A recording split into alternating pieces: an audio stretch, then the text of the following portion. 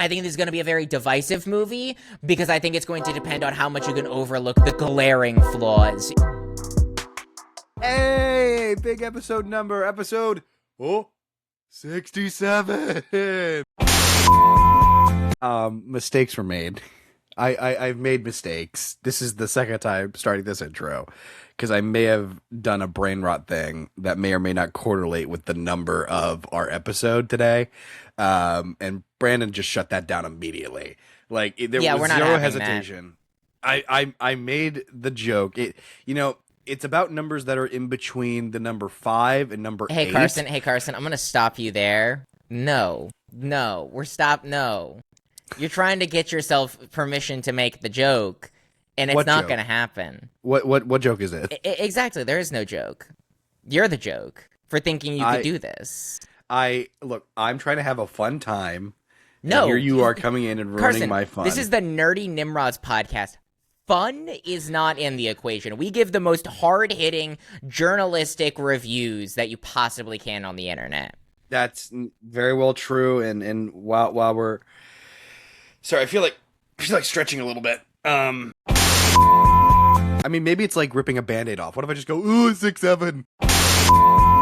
All joking aside, and jokes that are Brainrot aside, Brandon looks like he wants to absolutely jump off a bridge with the amount of times that I've said certain numbers in a certain order today. How you feeling, buddy? You know, I did not look at what episode number this was before we started. I'm going to be fully honest with you. So when you made that joke the first time, I legitimately pulled up my archive to be like, I think Carson's being an idiot here. Because here's the thing. Technically, it's not episode 67. It's technically episode 68. However, I titled the emergency episode 1, so it didn't count as a normal weekly episode, which that's my decision. That's whatever. But so when you said that at first, I was like, he's just being stupid. He doesn't know how to count.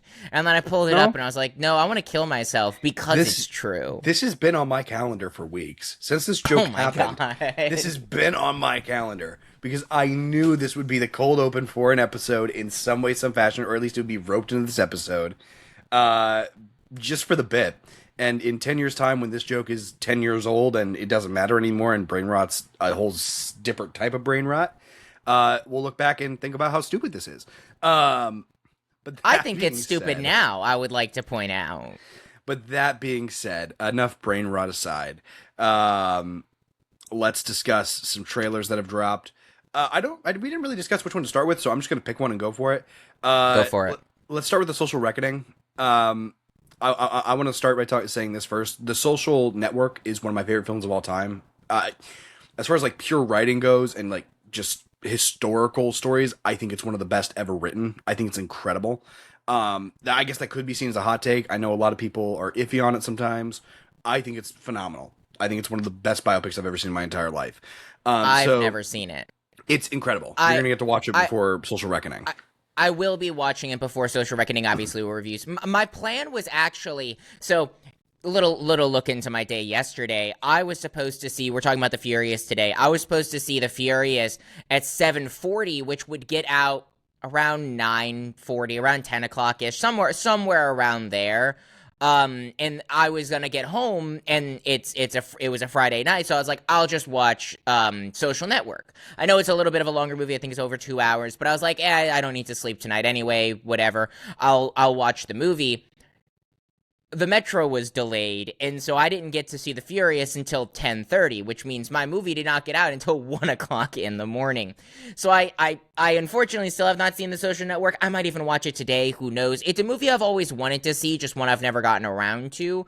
A question for you, and I don't know if this is a spoiler, because it's something I'm interested about, specifically looking at this trailer. It's history, so I don't really know how much you can spoil history. That's what I was going to ask, is how historically accurate is Social Network? I know you're not a huge history buff on the history of Facebook, but... Sure. I mean, as far as, like, the beats that they hit, it's pretty accurate. At least Social Network is. Like, it's very accurate to... what transpired, what happened, the partnerships, the losses, the betrayals, all of that's accurate. Now, whether or not some of the things that actually happened, like in, to the great extreme, obviously in cinema you portray things to a great extent just for the exaggeration of it, but for the most part it's pretty accurate. For like specific, like this beat happened here, this happened here, this is kind of how this went down. It's really hard to answer that question of how accurate is a biopic. It's always hard to answer that because any biopic is not 100% accurate. Even ones that are as good as Rocket Man or Elvis, they're not 100% accurate because there's some things you just can't tell. So I'm sure there's things in Social Network that they just couldn't tell, but I think they do a pretty good enough job for a film that's now, unfortunately, and I feel old saying this, 16 years old. I think they do a pretty bang-up job of doing it. Yeah, well, because one of the reasons I asked that is because looking at this trailer, obviously, like, we lived through the creation of Facebook and all of that, but we were young. We weren't as ingrained in the social construct that was the creation of Facebook and social media and social networking and stuff like that. Like, we've not lived our whole lives with it, but we've lived most of our cognizant lives with social media. Right. And especially these trials. I don't know how much you kept up when these were happening a while ago, but these Facebook trials were a big deal in American history, especially related to Mark Zuckerberg, the trials with Facebook, him presenting to all of this is a big deal, and there's aspects that I'm pretty familiar with on this topic, and there's a lot of things that I don't know as much, and I'm curious to see how they play with. Again, it does seem very overdramatic version of it, obviously, but again, every biopic is that way. You have to add a certain element of over the topness to a biopic to make it anywhere remotely interesting. I know that sounds weird, but it's like when you do a retelling of even something like and this is just me being completely honest, something even like the Bible, it has to be way more over the top as far as a story goes to even compel an audience to sit and justify sitting through the 2-hour movie that you have planned for them, or however much. That's usually just how it goes. And there's tons of great stories that are located in the Bible, but still, you have to have that in order to tell a story. It's the same thing for stuff like Harry Potter. Now, granted, that's a little more different because it's a bunch of fantasy wand users. It's already over the top. So, but you get what I mean. Well, and I think a great example would even be like the Michael Jackson biopic from earlier this year. They over-dramatized quite a few things, and they under-dramatized a lot of things. And it's kind of striking that balance, both in the eyes of historical accuracy and in the eyes of enjoyment. Because there are some things that are just not enjoyable to watch. Like, for instance, one of the things that I believe we talked about on the podcast with the Michael movie, but that final concert, there was so much more controversy going into that final concert with ticket scams from Joe Jack. Like, there was a lot of additional turmoil that wasn't covered. Now, that's not as interesting to the audience. The audience is not going to find, let's sit here and watch negotiations and fall-throughs on contracts and things like that related to tickets. I would love that, but I'm also a psychopath. Like, I watch a 3-hour documentary on YouTube about line management at Disney. Like, stuff like that I find fascinating. Yeah. But a general audience goer isn't. They want to see the Michael Jackson glaze piece, which is what it was. We both admit that. But and admittingly, I'm not as well-versed in what the social reckoning story is trying to tell. I thought it was about, like, something to do with meta. I'm probably wrong. No, it is. Social reckoning is the trials of Facebook. This was a very big deal. God, 2016, 2017, I think. I could be a little off on that time frame. But it's about the same time distance that the social network was to its release when it founded Facebook to now being, like, the social reckoning being, if that makes sense. Like, it's the same kind of, like, time distance now. And that's why you can get away with recasting pretty much everyone involved in the movie, which I'm curious your thoughts on as someone who's such a big fan, and I know the social network is very much not carried by its performances, but significantly enhanced by its performances. That's one thing I've always heard. So they haven't recast everybody. There's more as far as the trailers goes. We don't know who, if they're recasting any of most of the old characters from that first film. The only one we know is Zuckerberg, and obviously Jesse Eisenberg gives what is one of my favorite performances ever in The Social Network. It's his really I like identifying. This is his groundbreaking performance. I don't think he's ever topped it. I think he's really good. There's a lot of good films that Jesse Eisenberg's really good in. I don't think he's coming anywhere close to topping this role. I think he's phenomenal in it. When they announced this movie was happening without him, I already was a little concerned because he is old enough now that he can play an older Zuckerberg should he so choose to. And then they announced the replacement for him, Jeremy Strong. I know you don't have much of an attachment to Jeremy Strong. He's in Succession. He's the lead, one of the three lead people in Succession. He's probably one of my favorite actors just working in Hollywood today. I think he's incredible. I still was iffy on it, even with that. And after hearing his voice in this first trailer, I'm sold on the fact that Jeremy Strong can play this role. Am I still saddened by the fact that it's not Eisenberg? I am a little bit, because I think that he could have just done this role wonderfully. But seeing what very little we've already gotten of Strong as Zuckerberg in this role, I think he's kind of sold me already. And he looks incredible. I was one thing that caught me immediately is even from, I believe he's in the thumbnail of no, that looks like that Mark Zuckerberg at the time. Like, that's right. Obviously not a clone, but it looks about as accurate as he did in the original. Like, I think it's a pretty spot on casting. Is there any, and we don't have to get too deep into the weeds on this, but was there any drama on why he wasn't recast? Like, was there any announcement of the reason? I think he just chose not to. And I think, honestly, it's kind of like it's an understandable thing, especially for somebody like Eisenberg, where, obviously he missed the mark with Lex Luthor. And he may have had a career misstep there. I put that less on Jesse Eisenberg and more on just the DCU being a fuck up in general. But it falls back on him anyway because correct. He took the role. I think with Eisenberg, unless it's a project that he really feels passionate about returning to, he's not going to return to it. And I think a lot of actors nowadays, if they see green thrown their way, like they see a bunch of money that's thrown their way, they'll often return to it, no questions asked, no matter how bad your project is, because they're going to get paid. They want to see that happen.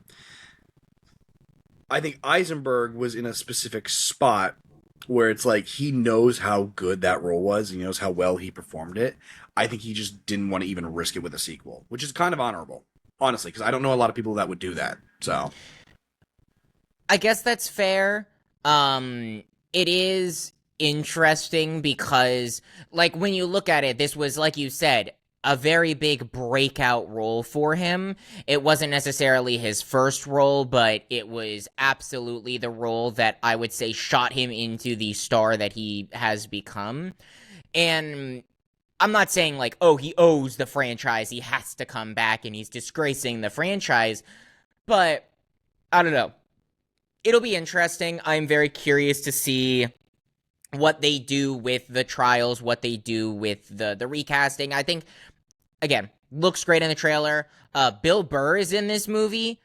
That caught me off guard. I know him. Jeremy Allen White. Yeah. I mean, there's a ton of other actors that are in this film that, it makes me okay, this is going to be, it makes me sit there and go, this is a great cast. This is going to be a good film. Again, I'm just so, weary of this film because of how much I do love The Social Network. And I think I was excited when they announced it, but then the more I actually thought about them doing a sequel, what are you going to tell? There's stories to tell, but are you going to tell something that's as compelling as The Social Network? I think if they do the trials well, it will be nearly as, again, I haven't seen the first movie, but I think they could easily make the trials extraordinarily compelling. I think that my only fear would be over dramatizing to push a specific message. I know that is a problem in certain biopics, especially when you're covering very touchy topics such as social media, which has been a touchy topic since it was created. Obviously, that was the reason the first movie was made. I think it'll be interesting to see how they strike that balance of telling the truth, telling what happened, and then forcing the perspective on the situation that the movie, because that's one thing that I love about biopics and any movie that tries to tell anything historical, is when they don't force the opinion of the movie writers on you on the situation. Now, certain situations, obviously, there's one right answer. Like if you're watching a Hitler biopic, there's one right answer. Fuck that guy. But with a movie like The Social Network, there's a lot of nuance to opinions on social media. And I think it'll just be interesting to see, do they strike a balance? Do they say, this is up for you to interpret, this is up for you to have an opinion? Or do they go, no, this is the correct answer on how we need to handle this, and if you do not agree with this, get out of here? Which, I don't know. Even if I agree with that message, I might have a problem with if it feels too preachy. Yeah, we'll see. Another trailer we had, not as exciting in my book, is Whalefall. It's about a killer whale, kinda. I mean, not even very really. Intrigued by this movie. I heard about the trailer back at CinemaCon when it was released at the Disney trailer, and people were pretty high on it. And so I saw the trailer drop a few days ago, and I watched it, and I was like, I don't know what this movie's going to be. You obviously are going to have some setup. Josh Brolin's in this movie. He's the father of a diver, and he's trying to find his way in the world and taking on the family business or something like that. And then you launch into what is presumably actually going to be this movie, which is a kid who is, or a young adult or whatever, swallowed by a whale. POV Jonah from the Bible. Yeah, except for this whale is significantly smaller. And that's what I guess intrigues me. Clearly this is a horror movie, or at least a thriller movie, I guess. I've gotten in trouble with friends before saying, oh, this is a horror movie. And they're like, no, it's a thriller. Like, I don't know. There's a lot of nuance in the differences, but people will, hearken you on it, though, if you get that wrong, though. Like, that's just how it is. Yeah. I mean, look, the effects look good, I guess. It's just not a film that's absolutely interesting to me. I think that's kind of where I'm just like, okay. I think, again, it really depends on what the actual core of this movie is. I think they've already announced it's gonna be like an hour and a half to an hour and 45. I don't think it's gonna be a super long movie, which probably how it should be, in all fairness. Because from what I heard, and again, this is from the CinemaCon announcement, is from the point in which he gets swallowed by the whale, the movie takes place in real time. So every minute that passes in the movie world is a minute that passes on screen. That is a very difficult thing to do well. Very, very difficult thing, because there's the reasons movies cut certain things out. Walking is boring. Like certain like we're not watching characters poop in a movie. Like things like that are not interesting. But when you look at it in the Seven Kingdoms and you want to see all that, obviously. We didn't. We really didn't. But when you're talking about it in the context of you're following one character in the belly of a whale, yeah, I think you could do something interesting with the real-timeness of that storytelling. It's just, what are we watching his inner turmoil? Is it simply an escape movie? Does he die in the end? How the hell does he escape this way? Like, I guess the trailer did a good job, I'll give them this, of not giving pretty much anything away other than this character gets swallowed by a whale. But for me personally, doing just enough to go, well, now I need to see where this movie goes. Like, we were going to watch it anyway for the podcast, obviously, but it did enough even as a general moviegoer watching that trailer to go, okay, what are you going to do with this? What are you going to do with a kid swallowed by a whale? Like, inner turmoil, physical turmoil, all of the above, none of the above. Like, what is this? I mean, I guess it's intriguing enough to see it. I just look at it as another, this is a horrible comparison because this movie was really bad, but 47 Meters Down type of movie where it's just another movie underwater with something that's chasing after somebody else. I'm not saying it's like The Meg.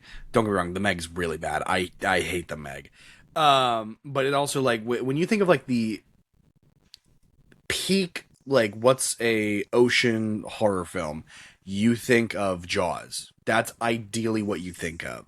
Because in that film, doesn't focus as much on the creature as much as it focuses on the human characters. Obviously, we haven't seen the film.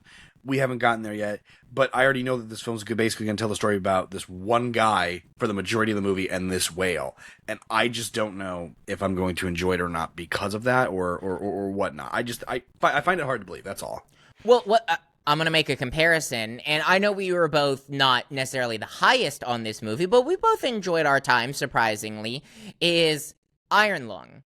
Iron Lung is about one guy trapped in a confined space, happening not in real time, but happening over the course of a short period of time, and him trying to reckon with his internal demons and the actual demons outside.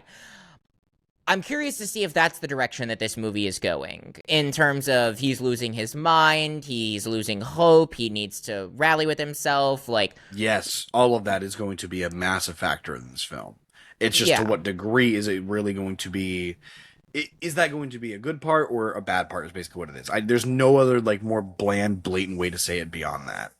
Yeah. No, you're totally right. Again, it's a good trailer, I think. I think it'll be very interesting to... I have claustrophobia. It is going to be a hard movie to watch, I will admit. Even the trailer had me wiggling in my seat a little bit.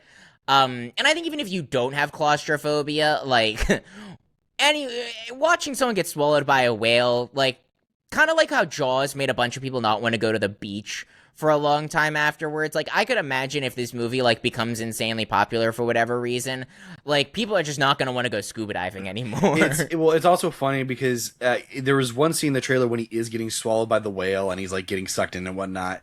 There's a really easy way to meme that and turn it into a big comedy bit if you just take out the audio of him, like, struggling and you put it in of, like, a bunch of falsetto, like... like... Put, like, Charlie Day screams in there or something. Like, you could make that really funny. I also thought about the fact that you could throw in the, I don't know what the sound, the da da da da da da da da, like that, where it's like, you know, whenever you speed up a video and you're trying to see someone escape from something and you throw on, like, that music, throw that music on, completely changes the tone of the movie. I think it'll be, again, it's interesting.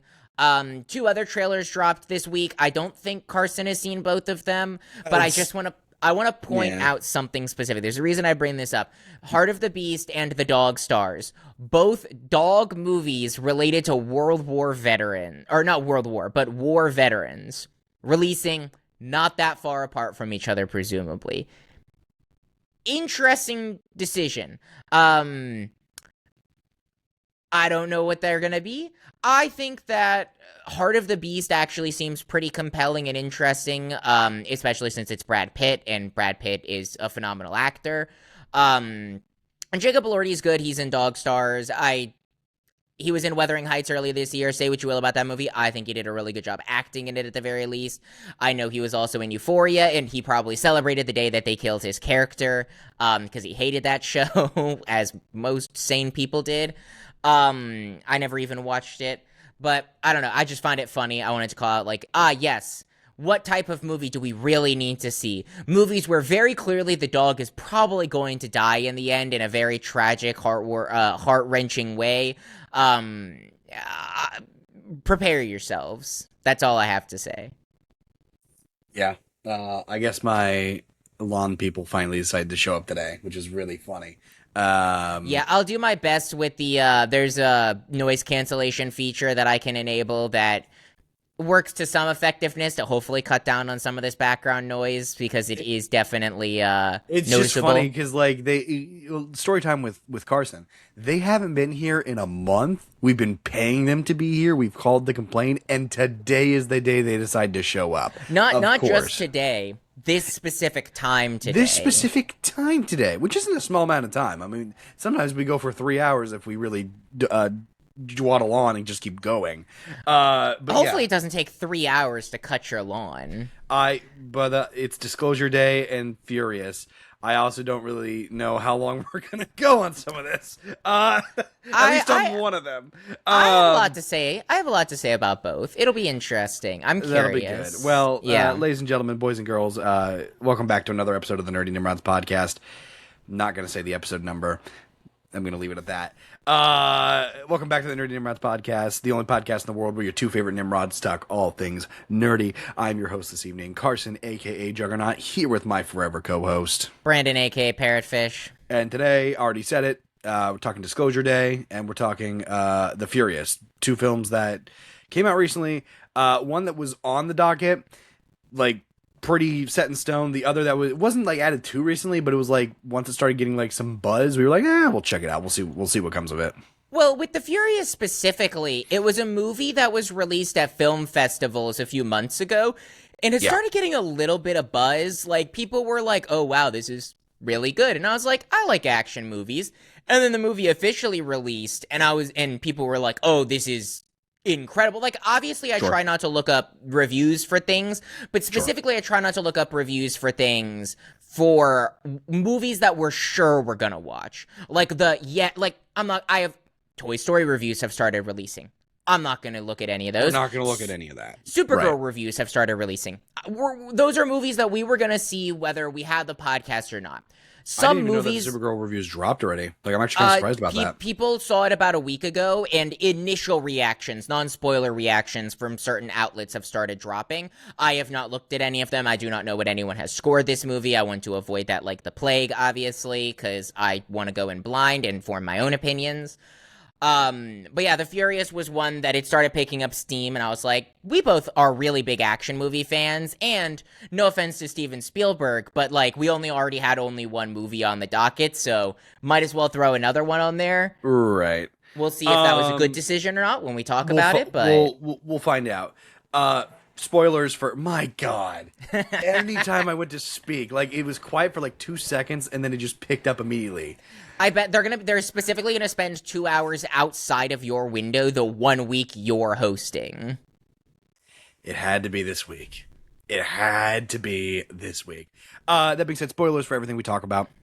Specifically Disclosure Day, and I guess I can leave The Furious too. Spoilers for both topics. Brandon, I think we didn't really discuss this prior. I think Furious is probably the way to go. Let's start with Furious, then let's move to Disclosure Day. Not even gonna ask how I'm doing. Wow, I'm so hurt. I don't care to know how you're doing. Carson's just like, you know what? Fuck you. I want to talk about The Furious and Disclosure Day, you know? You're the one who's on the deadline here. I'm trying to accommodate your schedule. Hey, okay, I don't need to leave. I don't even know what time my friend is picking me up. Let's actually check to see if he has texted. He has not, so we don't know what time he's picking me up. Fine. How are you doing, sir? Thank you. I'm doing great because your lawn maintenance people are here as payback for your earlier escapades this morning. So that actually has really lifted my spirits. I was a little tired this morning. As I said, I saw this movie at 1 o'clock in the morning, so I'm a little tired. But my spirits have been lifted by listening to Carson suffer because of the consequences of his own actions. I will that say always the picks numbers. up my mood. I will say the numbers. And Carson, I swear to God, I will stop this recording and waste 26 minutes of recording time and make you redo all of it. We can't do that. Oh, man. We really can't. Correct. But I you know how stubborn and petty I am. I know you are. I'm doing good, though. Like, actually, I'm doing pretty good. It's been a good week. Good movies, good content. I am having... The reason we're on... I wouldn't say a deadline, because my plans are in 3 hours, but I never told you what my plans are, Carson. I'm going over to a friend's house, and we're having a water gun fight that we're then going to change clothes and play Magic the Gathering. Carson, this is peak day today. So I just want you to quickly state your name and state your age for the recording. Hey, Carson, fuck you. I'm gonna go have fun. That's what fun looks like, okay? I'm 23 goddamn years old. Don't tell me about having fun, dude. This has been a loaded weekend. We had Cyclops drop in Marvel Rivals yesterday. He's a broken character, so anybody who's been playing as that character has been destroying anybody in this path. So it's quite entertaining, and it's very rageful. It's been a great week for video games, you know? I mean, the funny enough, it really has been a great week for video games. The original cold open that I had thought of, mainly a lot of this stuff was last week, but we had a few things this week, was Right. all of the video game announcements. But admittedly, you're a way bigger gamer than I am. But I will make this comment, and I find this hilarious. You are a way bigger gamer than I am. I love games. I play games when I can, but you play games almost every night. Now, you don't explore video games all that much, but you play more video games than I do. It's how I relax, sure. Correct. I'll relax by throwing on a TV show or movie, which I know you do as well, but I just don't game nearly as often. It varies, sure. Correct. But I keep up with gaming news and controversies way more than you do. So it's kind of the flip-flop where it's like, I know more about the gaming sphere than Carson does, but Carson actually plays more games. This is true. When all the announcements and stuff were happening, I'm watching all the showcases, I'm watching all the reactions, I'm watching all the breakdowns. I guarantee you Carson could name maybe only 2 games that were announced out of the 3 or 4 major showcases that happened last week. Bro, I was playing, like, Fall Guys or something while that was going on. I have no idea. I saw the Wolverine trailer. Looks I hype. saw that. I knew that they announced another Call of Duty because they always do, which I'm a broken record with that. I complained about it last year. I'm going to complain about it this year. We don't need another one. Stop making the same game. Just take a break, please. But it makes bajillions of dollars, Carson. Apparently, not for me. I've been using the Xbox Game Pass to play all the stupid games. So Call of Duty is no longer going to be on Xbox Game Pass, though. Oh, that's huge. That's actually hype. I didn't know if you knew that, but Call of Duty is no longer. When they did again, I keep up with the news more. So they raised their prices because it was becoming unsustainable, and then they lowered their prices again. But in lowering their prices, they announced that Call of Duty will no longer be on Xbox Game Pass, at least net new going forward. I don't think they're removing them, but sure. But cool. Okay, now we can get into the now movies. We can get into now this. that you've politely asked me how I was doing, and we had some fun banter. I was trying to honor you, you dick. It's fine. It's fine. I'm not going to be furious. Hey, speaking of furious, Brandon, go ahead and give me your quick thoughts on The Furious.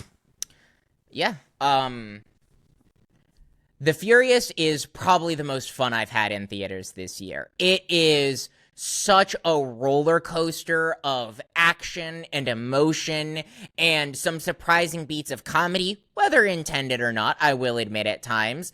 But everyone's going to be talking about the action of this movie, and I'm going to talk about the action of this movie as well. But I think what surprisingly makes this movie so good is its audio mix. This movie has a score, but it doesn't take center stage. It really lends itself to the sound design and the weightiness of the action. You hear every punch, which makes you feel every punch. You hear every time someone gets slammed into something.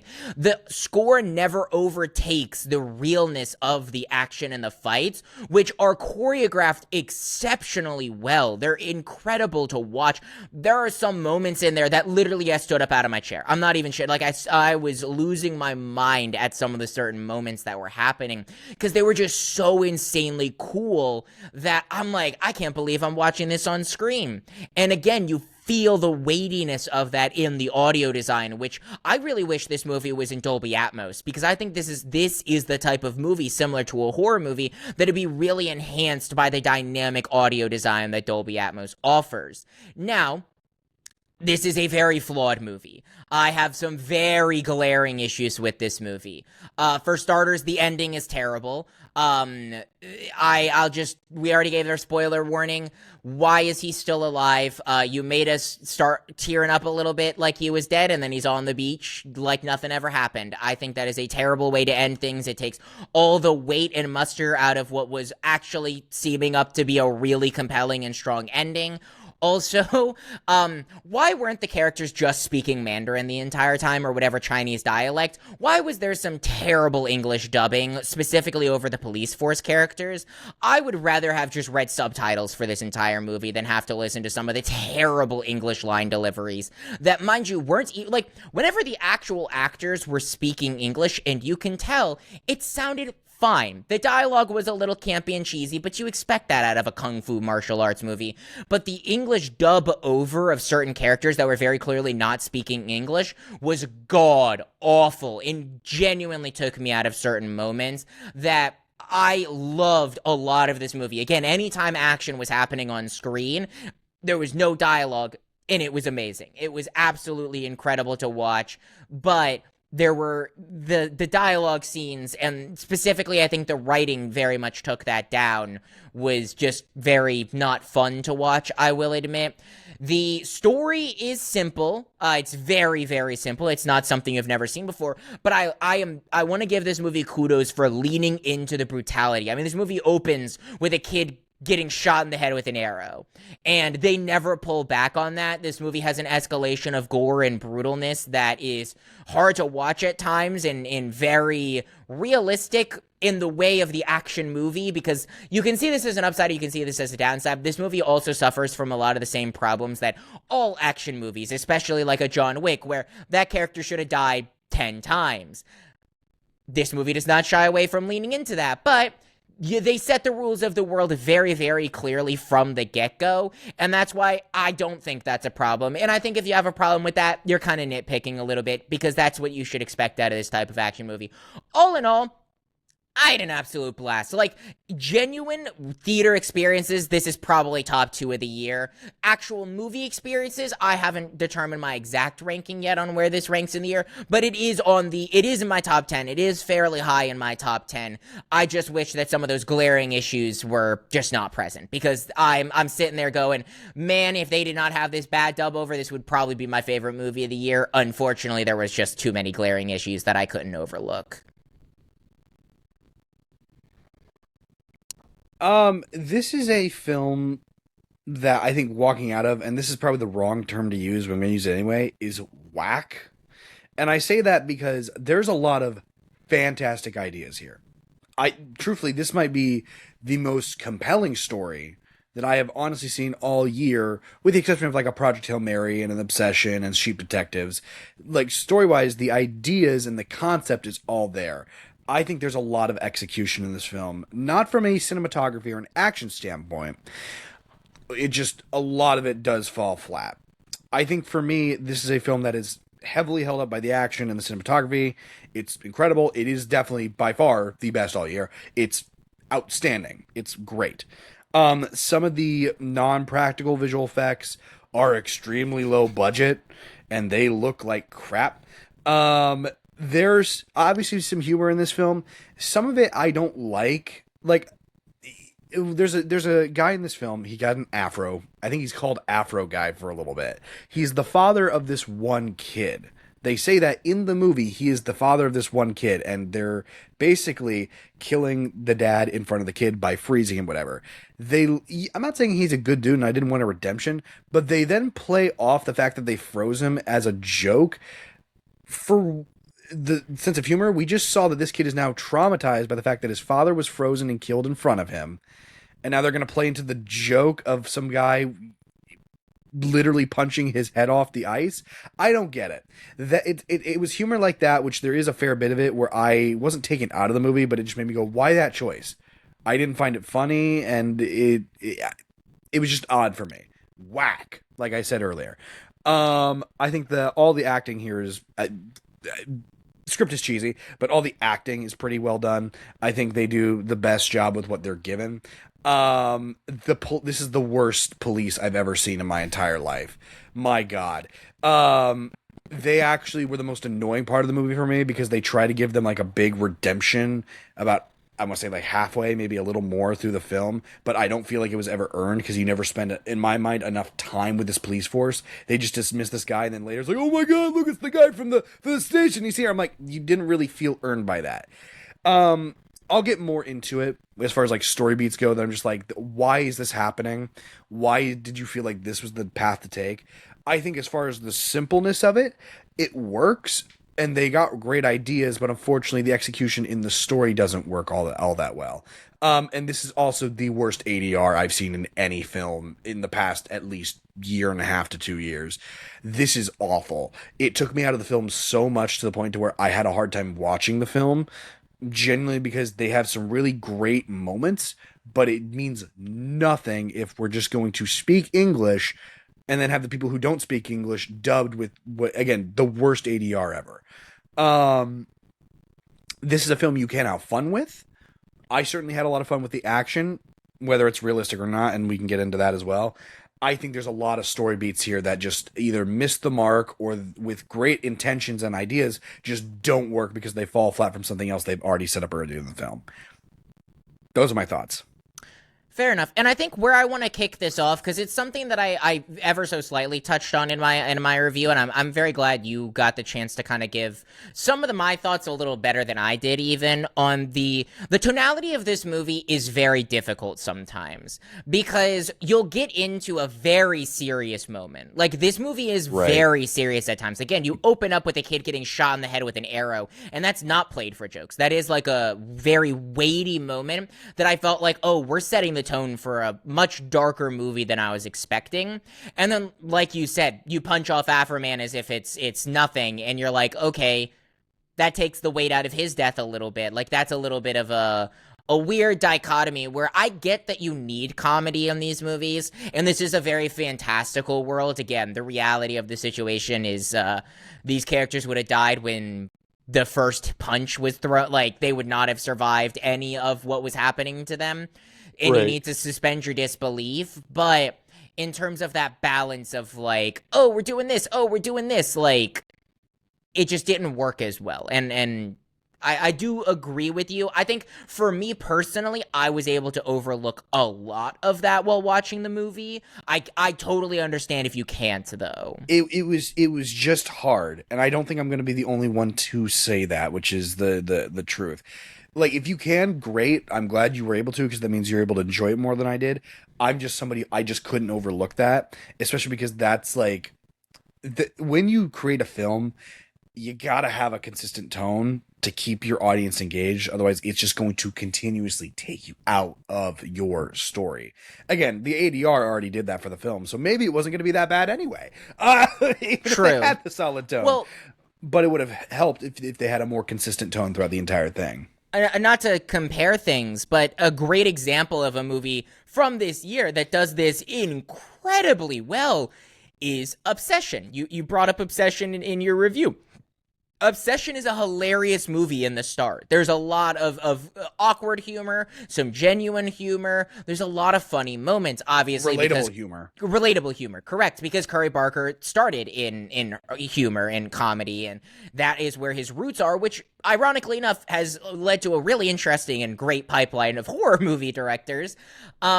This movie, on the other hand, though, attempts to do what Obsession does, where it has its serious moments and it has its comedy, but it just doesn't balance it well, because you start very serious, and then you continue serious, and then you get into jokey territory, and then you just kind of lose yourself in every other scene is either a joke or an unbelievably hard to watch, intense scene. Like, for instance, and I think this is actually the best example of this, the torture scene, the electrocution scene. Yes, I'm glad you brought this up. That scene is hard to watch. In the beginning, it actually is played for comedy a little bit. I know it's not, but, like, you kind of laugh at the ridiculousness of what's happening. At least my entire theater did. You kind of laugh at the ridiculousness, and then you realize how, like, dire the situation is, and you're like, oh shit, this is really bad. And then it starts to play for comedy a little bit again, and you're like, okay, pick a lane with, like, in your scenes. Each scene should not be flip-flopping back and forth. And I think for me in my theater, that scene is kind of a good example of, like, this scene needed to be played 100% serious to bring home the weight of what's happening. If you want to be completely honest, I think the whole film needed to play completely serious. And the only reason I say that is because of the subject matter that they're dealing with. Most action movies that I've seen nowadays, yeah, they have things where it's like, okay, Taken's literally about Liam Neeson's daughter being taken, but it's not to this extent. Yeah. It's not like where they're literally kidnapping children and using them in a... so we don't get, undisclosed reasons. Right. This is a dark tone from the get-go, and should be a very serious subject matter. You can have fun along the way, like him joking about how, oh, what are you, a mute, whatever. Like, those are bits that are fine. You can make jokes like that. But when your film is as serious as dealing with a subject matter like this, you cannot, and I'm telling you, you cannot have moments of comedy in the sense of where it's like the electrocution scene. You cannot do that. I think that's the biggest disconnect I had with tone and story-wise, was the fact that this is the story you set up. This is the world we're in. You're not going to do this. I want to touch on this. Okay. Just because this is just one of the biggest problems I have with this movie. The police captain turned out not to be working for the bad guys, which is what I totally thought they were doing. Well, no, he was. Are you talking about the guy or the girl? Because the guy was. The guy was? He was there to arrest. He literally was in the scene in the mafia room where he was going to arrest the son. That was the police captain guy. He was working for them. Yes, but the whole...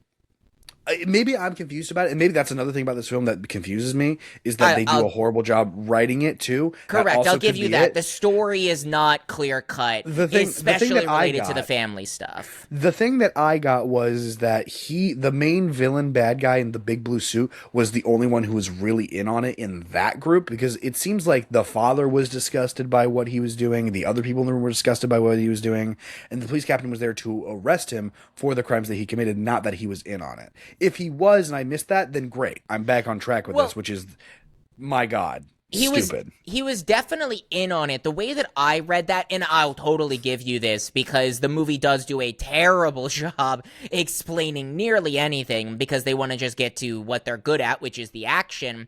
Right. But from what I understood is the police captain was getting paid off by the son, or the son-in-law, I guess. He was getting paid off by the son-in-law. However, he specifically worked for the father, who was actually the crime lord, who he mentions drugs and guns and stuff like that are fine, but children are off limits. So he is still a crime lord. He is still an evil guy.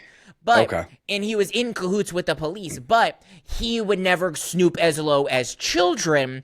And so, despite the police captain working for the son, when the big boss comes in and says arrest him, he's going to follow the orders, whether he was in on it or not, which he very clearly is, because we see the scene where he's talking with the son on the phone, and that's when it leads to him preventing the police force from actually going in and helping with the kids, which ultimately they disobey him. I was hoping they just, like, shoot him in the head or something, but whatever. Well, and again, I don't feel like that moment's earned at all. Like, they spend one scene saying about how we have procedures, whatever, and that was the police captain who said that, so that's fair. One scene of them doing that. It's not like they're in the rest of the movie, like, investigating the story or keeping updated with it, like they're even following the procedure protocols, and the captain's maybe, like, throwing them off or whatever. It's not like we're getting any of that. It's literally, they come back in at the last second, like, oh my gosh, look, it's the guy who was here earlier, and he's here, we gotta go here. Like, it's the most thrown together, lazily, sloppily put together way that I just couldn't afford to care about what was happening with the police force. And they're, unfortunately, a big deal in this, because they make a lot of big moments for the police. Like, oh, when she shoots the guy on top of the roof who's about to literally throw the kid off the building. Yeah. Yeah, no, they make a big deal out of that. And I agree for what with reason? You. Especially because it felt like, obviously, they were building up to some sort of, like, huge redemption, which they did pay off. I'll give them that. From the beginning, with the police officers basically ignoring him giving the report, which I will remind you that these are not American police officers. This movie is set in Hong Kong.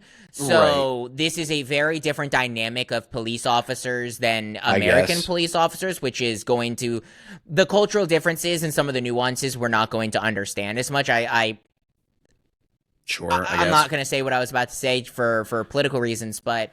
I think it's just very important to remember that some of those differences I think might be cultural, but at the same time, I totally understand where you're coming from, where a lot of this story feels unearned. I think the only two aspects of the story that feel earned is the father-daughter stuff. That stuff felt earned, other than the ending, which I still hate, which I'm curious your thoughts on, but we'll get to that in a second. And the husband-wife situation. I felt like that was paid off pretty well. I thought the are you talking about the bad guy husband wife, or are you talking No, about not the bad guy husband wife. I'm talking about that. So here's the truth. And you can disagree with me all you want. Again, it's how I viewed this film. That was the only thing that I was like, that's satisfying. The rest of it was fine, but I'm going to be completely honest here. You didn't need the third act in the police station. You could have arrested the guy, you could have arrested the other guy, and you could have found that he could have found the ring in the snake pit is what they call it. He could have found it there. You could have had your emotional resolution by finding it there, being like, well, she would have been proud of me, whatever, this, that. You could have even had him, like, I guess, die. In that, you get what I mean. No, I mean, I disagree, though, because the third act was there for the son. You've already handled the guy who kidnapped. Now you have to deal with the big boss, who we're no longer chasing because we don't know he exists, but he's chasing us. And it's kind of that switch of dynamic and power pull where you start the movie with being chased, and now you start the movie chasing, and then you switch the dynamic to being chased. I just think it's so unnecessary because they don't really... because of how it's played out, like, you needed to set more of this up earlier for him to be like, yes, he's clearly the boss at the head, but they never set up that he's a good fighter until the scene when he starts taking down a bunch of people and kills his own wife. The friend to be a good fighter either. Okay, well then you should have done that. Like, I'm just saying, there's a lot of things this film should have done. I think that should have been one of the cases, because we get to a third act that, honestly, I'm not even joking. If you wrote it out, it unphases the movie. He still gets his daughter back. He gets some sort of redemption with his wife. All you have to do is write a spot for him to find the ring so we can get that closure. The police have a redemption. The children are saved. Roll credits. Movie over. That third act does not technically have to be there if you don't want it to be. And that's where it loses me as far as story goes. Although I do want to say this just for a positive. That action sequence is epic. Oh my god, dude, that action sequence in the police station, incredible. Specifically, the one where, again, they lean a little too much into the comedy on this one, but when the big brute comes back to life, my entire theater, like, lost their minds. They're like, what the fuck is happening? I would say, you told me your theater experience where you had the one guy sitting relatively close to you who was like reacting to everything. That was my entire theater, dude. Like, again, we're talking 1 o'clock in the morning. There's maybe 15 people, including myself, in this entire theater, and I think that's being generous. Every single one of us, it was a communal experience of losing our minds and getting confused at this entire movie. And when he came back in that third act, my entire theater went, what the because they already played on the fact earlier in the movie in the ice fight scene where he would not go down. He got hit in the head with a sledgehammer and wouldn't go down. And then he just comes back. That, I think, again, at one point in this movie, had to just give up. And what I mean by give up is there were levels of suspension of disbelief that I started this movie with that I'm like, okay, this seems to be a relatively realistic, gritty action movie that is going to play a little bit more into the reality of something like a John Wick, which I want to get deeper into that comparison because I think a lot of people are going to talk about that, but we'll do that in a minute. Yeah. This is going to be a lot more on the realistic side of a John Wick because of how serious they start this movie. Then some wacky-ass, cartoonish level shit starts happening, and it gets progressively more cartoony throughout the movie, and that's when I'm just having to go, okay, I either need to just let all holds bar go and just stop caring about the reality of anything that's happening, or I'm going to be miserable for the rest of this movie. And luckily, it was 1 o'clock in the morning, so I was able to just go, turn my brain off, have an insanely fun time with, which I did. Sure. Again, I would personally say this is top 5 just because of how fun I had. Top 10, top 5, whatever. Because of how much fun I had. But if I went in with that same mindset that I watched that first, I'd say 20 minutes of this movie with, I would have probably hated the rest of this movie. Yeah, I mean, if you're going in saying where it is on your list, probably, I haven't ranked it yet, and I need to look back at the films. I don't think this is making my top 10. This is probably going to be like middle of the road for me. But I think that's, again, we're saying the same things. I think I'm looking at it differently because I had a harder time suspending disbelief and the tonality of it and just the blatant story like mishaps and ADR, all of it. I had a lot bigger of a problem with it than you did. So I think that's going to play a major factor into it. It's definitely not bad. It's far from the worst, Yeah. but like it's not going to breach my top 10. Again, I would need to look at the list again to make sure, but I have a hard time believing that. I mean, I'm gonna just say, if this movie, and you're gonna maybe freak out about this, if this movie simply, the only change that they needed to make, if this movie did not have the bad ADR, which was atrocious in this movie, it would be my second favorite movie of the year without question. It would not top Obsession. It would be my second favorite movie of the year. No story changes, no any other changes. The bad ADR is the main reason this movie is not higher for me, but the ADR was so unbelievably atrocious, it knocks it down multiple rankings. I mean, I'll agree with you. I think that the ADR was the biggest problem, and if you fixed that change or made it even like just a simple foreign film, which with subtitles, I could have enjoyed it more. I would have walked out of this movie being higher on it, maybe even having it in my top 10. Like, genuinely, I think that's the biggest flaw of this film that takes you out too much. But that's not the film we got.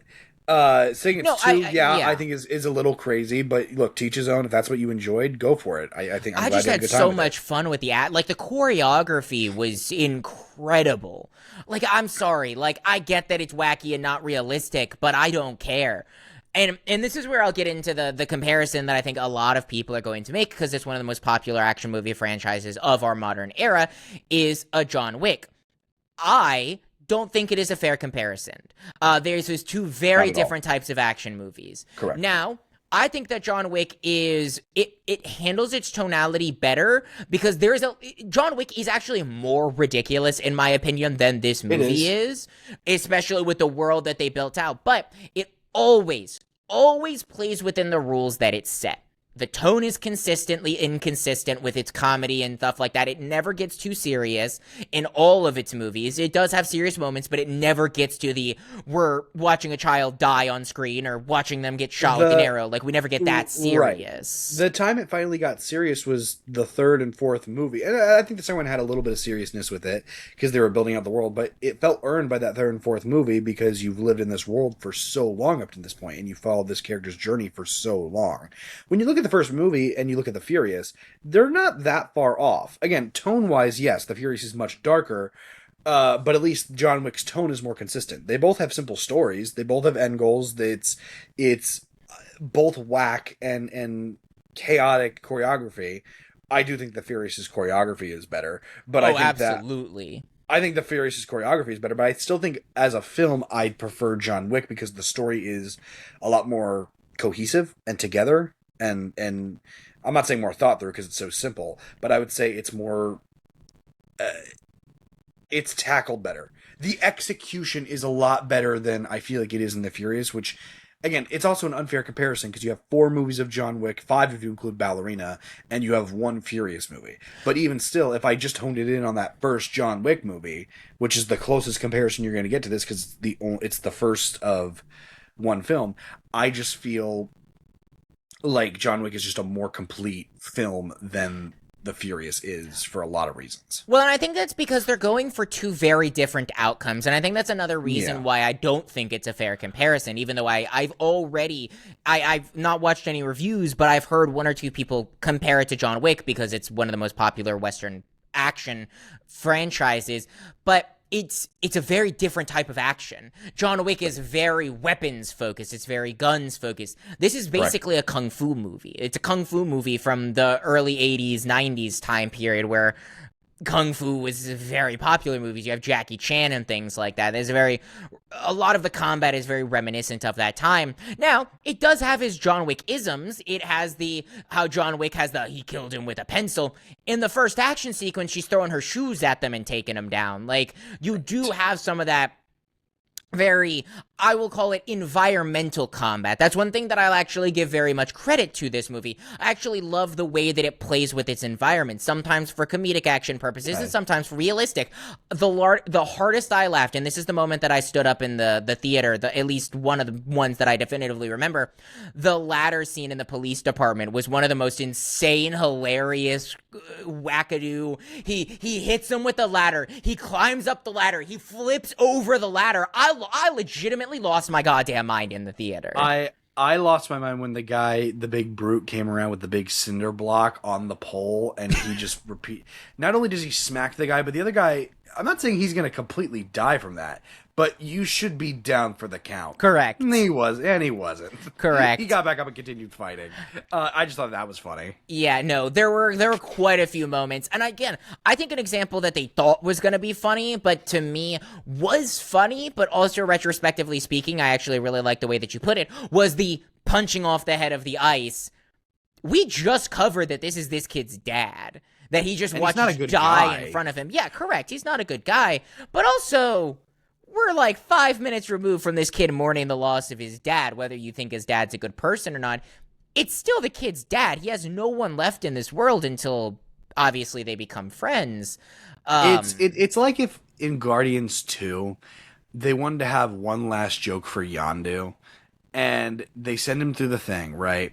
And all of a sudden, the one thing that isn't destroyed is some gold teeth that he's had. And they make a joke about, oh man, I guess he really had gold teeth. That would take you out of the moment, wouldn't it? Because you just you just offed a character that people actually really enjoyed in the second movie, and now you're making jokes about his gold teeth. I know it's Guardians and the Furious. It's a very different franchise. You actually could probably make that work. I'm just giving a comparison of like something you could point to and kind of just ruin the moment and the death of a character that you really care about. Not saying that you care about the dad, but when you give a moment like that to a kid who you kind of care about, it makes it difficult to sit through. Correct. Again, it goes back to that torture scene. I feel very similar about the torture scene where it's like, this is a very terrible character. I shouldn't be laughing at this moment, though. Like, this is a very... You watch the dude piss himself. That's a horrible thing to witness. Another scene, though, that got me to legitimately stand out of my seat and lose my mind was the motorcycle hallway sequence. That was incredible. That was shot really well. That was incredible. That was shot really well. It was shot well, and it was hilarious. It's specifically because the daughter is just whacking people with sticks on the back of the motorcycle. No, that's I'm like, yep, no, that's earned. That's completely earned. Yep. This is justified. I like this. That was a really hardcore scene. I do find it funny. She's like, Uncle, because the subtitle is like, Uncle, we came to help you. I'm like, wait, he's not his brother. Why are you calling him Uncle? So I'm sure it's a cultural thing, but I just have no idea. It's very much a cultural thing. It's a respect thing as well. For a lot of Asian cultures, whenever you have a close relative, like a close person or someone you respect specifically, uncle is used a lot more as a respectful term than it is for us, like the actual familiar relationship term. So that's I didn't have a problem with that. I think that actually made a lot of sense for, again, this movie taking place in Hong Kong. So I don't know, but again, I think like my thoughts, even like thinking about it, talking through it, I actually kind of feel more rooted in what I like said earlier. This is a fun time. I think you can watch this film and have a great time with it. I think it's got action that, is just unparalleled to a lot of other action movies we even have nowadays. I think the story lacks a lot to be desired. I think the writing definitely lacks a lot to be desired. It's very cheesy. I think the ADR is the worst it's been in years for any film. I don't want to interrupt you, but this is the last major thing I wanted to touch on because I know you're wrapping up your thoughts, and we can definitely. I covered this in my initial review, and I just kind of want to hear your thoughts if this is something you noticed or picked up on.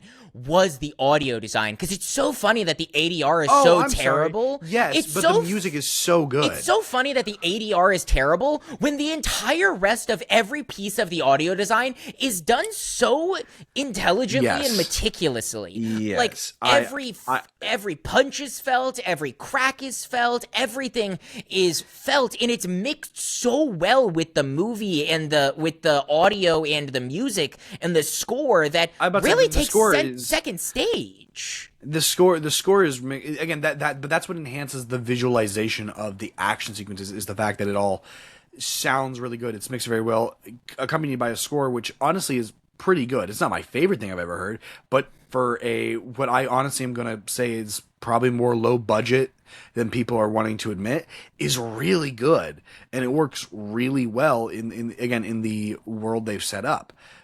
It's almost like a this sounds really stupid. It's like an anime like fist on fist fight, bare knuckle fight brought to life, if that makes sense. I know I don't watch a ton of anime, but that's kind of what it kind of is like. Actually, it kind of is, especially for like your Bakis or something like that, which are a lot more gritty action focused, not your magical mystical stuff. But it definitely leans more that way, which is probably the Asian influence of anime being Japanese and this being from Hong Kong. It's definitely, but yeah, that's just something that, like, as I'm watching the movie, I picked up on it very quickly and maybe we'll talk about this with a later movie, I have a very big problem with modern audio mixes a lot of the time. One thing I didn't talk about last week was, what movies did we watch last week? Why am I blanking on this? I don't even remember. It's been a long week. But there have been movies this year that have been terribly mixed audio-wise. The music will be too loud, the dialogue will be too loud, they'll just be mixed weird. This movie, though, being the low-budget action movie that it is, really, other than, like, Undertone, which I know you never ended up going and seeing, Right. was one of the best audio experiences of the year, with just the way that it was so intelligently mixed and making you feel everything. Masters of the Universe, scary movie, just so you know. Masters of the Universe, that's what it was. Masters of the Universe, I love that movie. The music was way too goddamn loud. The music was so, I don't know if it was just my... It was great. It was. I don't know if it was just my theater, though, but there were certain moments that I'm like, you need to turn the music down at least one notch. Like, this is... Like, I should not be shaking in my chest during the intro of this movie, like, feeling my core jump out of its chest. Like, that's a little too loud. But this movie, like, I don't know. That was just something I picked up on. But yeah, I enjoyed my time. I think this is, again, easily top 5 experiences in theaters this year, both because of the theater I was with and because of just how insane this movie was from the action choreography perspective. But it is... The issues are, like, so unbelievably glaring that, like, it's such a weird contrast, where I genuinely believe it has some of the best things I've seen in cinemas this year, like, absolutely, but it also has some of the worst things I've seen in cinemas, and that just kind of doesn't make for as good of an experience or a movie as I wish it was. Yeah. Well, in more... I guess, film cinema sense in the grander scope. Spielberg, once again back, brand new film, Disclosure Day. Brandon, go and give me your thoughts on Disclosure Day. Let's see. How do I want to start this? I almost debated. I wrote. Sorry, I'll give my thoughts in a second. I wrote my review for this when I got home because I always send my friends my written review. It's probably one of my proudest reviews I've ever written, and I don't want to read it verbatim, but I'm gonna try and channel that energy because I genuinely am insanely proud of the review that I wrote for this movie because Disclosure Day is one of the most fascinating movies I've seen in theaters this year. It has very glaring issues for me. I have a big problem with a lot of this movie, but by the time we got to those last, I'd call them 30 minutes of the movie, I was legitimately holding back some of the hardest sobs I've had in theaters this year. Steven Spielberg has a way with emotional storytelling that I think a lot of other directors very much struggle with. They don't always strike the balance, and I'm not saying Steven Spielberg struck an amazing balance with this, but like E.T., for instance, the ending of E.T. is very compelling, it's very emotional, and has a very strong message to tell. This movie has an incredibly strong message to tell, and I didn't really feel that for a lot of this movie, I'm gonna be honest with you. I feel like some of the stuff that they did in the earlier parts was very generic, predictable, we're doing things that, in my opinion, even the characters wouldn't do. There were certain moments that I'm like, they wouldn't, even the character wouldn't be doing this right now, but it's simply happening to get us to an end destination, and I was not having all that much fun. I wasn't honestly enjoying a lot of the lead up of this movie, which is why when we get to the big reveal scene, they get to the news station, everything from the news station on, I thought was some of the best movie I've watched this year, without question. It hit me on such a deep emotional and personal level, and a lot of that is enhanced by how unbelievably incredible the acting performances are in this movie. And I don't just mean from our main cast, I mean the news anchors on television that we get for a split second, having the realization that their world is changing forever, and the way that hits them, and you feel it hit them, and the way that they're reacting to finding out this information live on television. It's incredible. It is genuinely incredible, and is some of the most compelling stuff I've seen on screen this year, by far. That's why I have such a hard time with really saying, oh, this is a great movie, because when all of your lead up to that movie is, okay, why did your character make that decision? Why are we doing this? Why did they let them go? Why did our main character give the person that just betrayed him 3 times in a row the one device that he needs in order to actually put a rest to this thing? Like, he would not have done that in this situation. Like, he genuinely would not have. That made absolutely no sense, and it genuinely, I don't want to say ruined the movie for me, but that decision was genuinely an atrocious decision that did not make sense for the characters. But I think that it's so hard to say that this is a bad movie because I enjoyed that ending so much. Another thing, this is scored by John Williams. I did not know this was scored by John Williams. It makes sense being that it's Steven Spielberg. This is a good John Williams score. I think it is a generic John Williams score, though. This did not have any moments like an E.T. or any other John Williams score where I went, this is John Williams. I honestly could have been convinced that this was nearly any composer, and I would have believed you. Like, I did not feel the John Williams influence. I don't want to say disappointed, because I enjoyed the score for what it did, but when I found out it was John Williams, I do wish that I would have gotten a little bit more out of a John Williams score. Overall, I walked away very interested in the reactions of this movie. I haven't seen any yet. I've avoided them as much as possible. But I think this is going to be a very divisive movie, because I think it's going to depend on how much you can overlook the glaring flaws in the storytelling in that first half of the movie. I'm going to put this as plain and simple as I possibly can. This entire film is generic. The story itself is generic, the big reveal and the twist is generic. Does that make it bad? No. I love the last 30-ish minutes of this film. It is very emotionally satisfying. It's clearly built very well. But this is far from a great Spielberg movie. This is more of a okay Spielberg movie, which is unfortunate because the concept in and of itself is really good. And also Spielberg is also coming off of the high that is The Fabelmans, which is arguably one of his best movies, even in the modern day, is a really solid film. I think Disclosure Day has a lot of gaping problems. I think the visual effects a lot of the time are awful. They're worse than things that came out 20 years ago. You look at some of the animal shots in this film and you go, what has happened since Jurassic Park in this? You know, it's the same CGI, it looks like, a lot of times. Sometimes it kind of does take me out of the movie a little bit. I get it's hard, especially when they're trying to portray that the aliens themselves are the creatures or whatever, and they're trying to, like, I get it. That took me out of the movie a little bit. It's just anytime there was an animal on screen, because it looked fake as hell. I think the writing is really good. Like, each individual scene is really well done. Any scene with Colin Firth is actually, I think, is a really big highlight. I think he's really good here. I think Emily Blunt does a good job. I think Coleman Domingo, fresh off of Michael and the very polarizing, divisive third season of Euphoria, even though apparently he did really good in that season, did a great job here. Even though, like, honestly, when I say this film's generic, I think Blunt does a good job. I think the actor playing Daniel does a good job. I'm blanking on his name, although I know that, you know, I've seen him in other things. I'm just blanking on his name right now. I think they do a great job. I think there's a lot of this cast, unfortunately, that could be shuffled around with other big-time actors that would work just as well, because I don't think that there's, like, enough in this film that makes me go, yes, I see why you picked this actor to portray this character.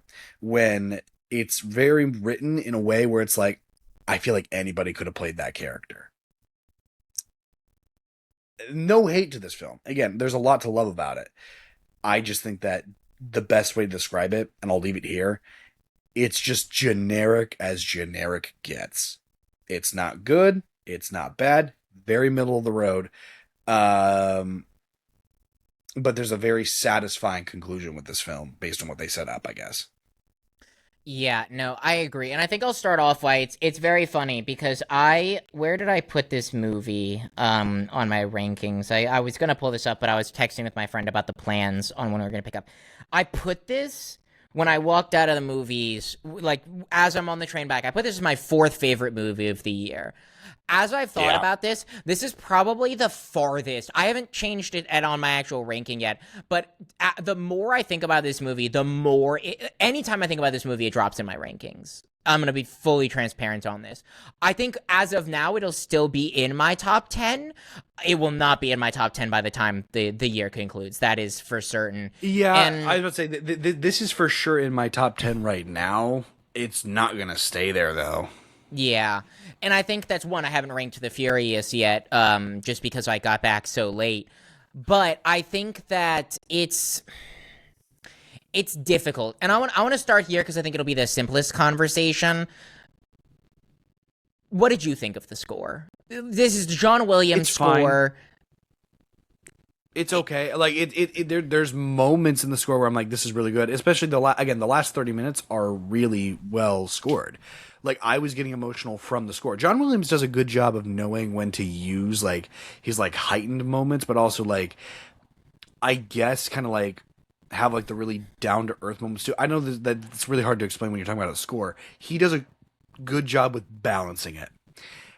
And here he does a good job with it, but it doesn't reach the heights of like an E.T. It doesn't reach the heights of a Star Wars or an Indiana Jones, like when you have somber lower moments. Like when you think of like scores that are like really like emotional, I think of like Han and Leia's theme in Empire. Yeah. I think of E.T. finally going home at the end of E.T. Like you get moments in here that are like it, but it's just not as grand feeling. Well, and until you look and see that it's John Williams, I think it's honestly kind of hard to believe that it's John Williams for a little bit. Correct. Which is the truth. That was my biggest thing. Is like I legitimately was like, I did not think about the score at all while watching the movie, and then the second John Williams' name popped up there, I was like, oh.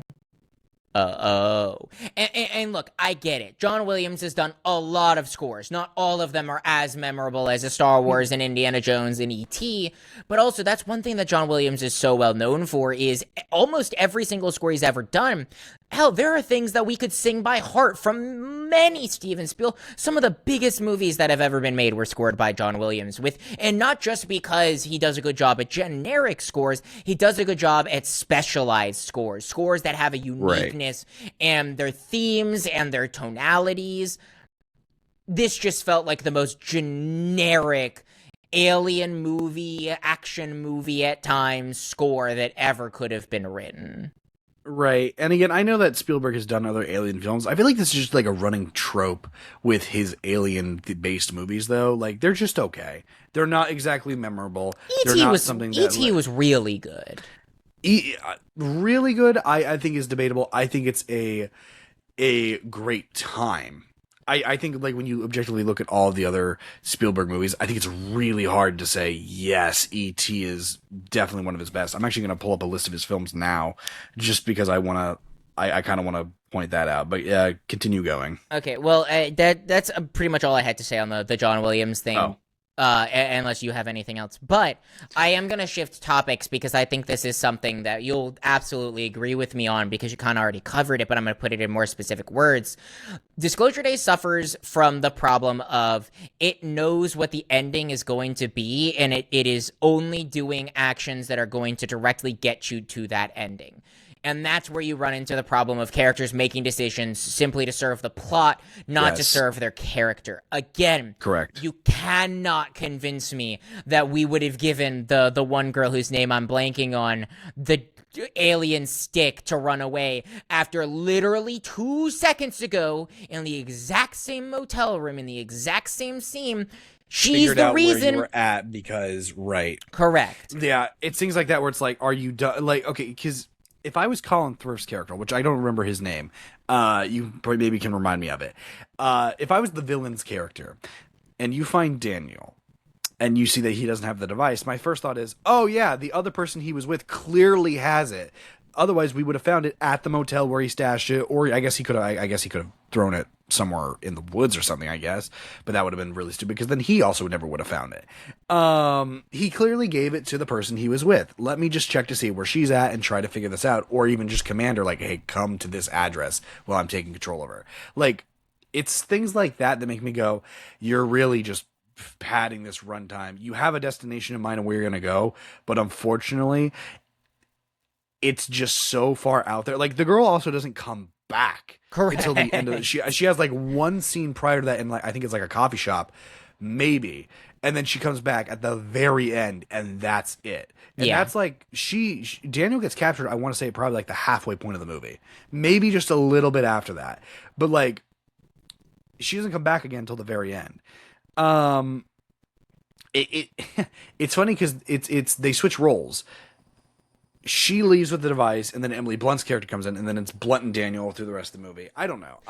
Well, in another example of weird. a character that makes a decision that immediately I was like, and this is the only moment in that last 30 minutes that I genuinely would say I hate, and hate is the exact word I would use because I think it is a nonsensical moment, is, okay, you can make the argument, and this is underexplored, it's kind of an assumption-based thing, and I have a problem with this, but we'll cover that later, of Emily Blunt's character is not only just explaining their realities to them, she also has some sort of mind manipulation and power over the people. Yeah. That's very confusing, but you can make the argument that that's the reason she's able to overtake the entire news room.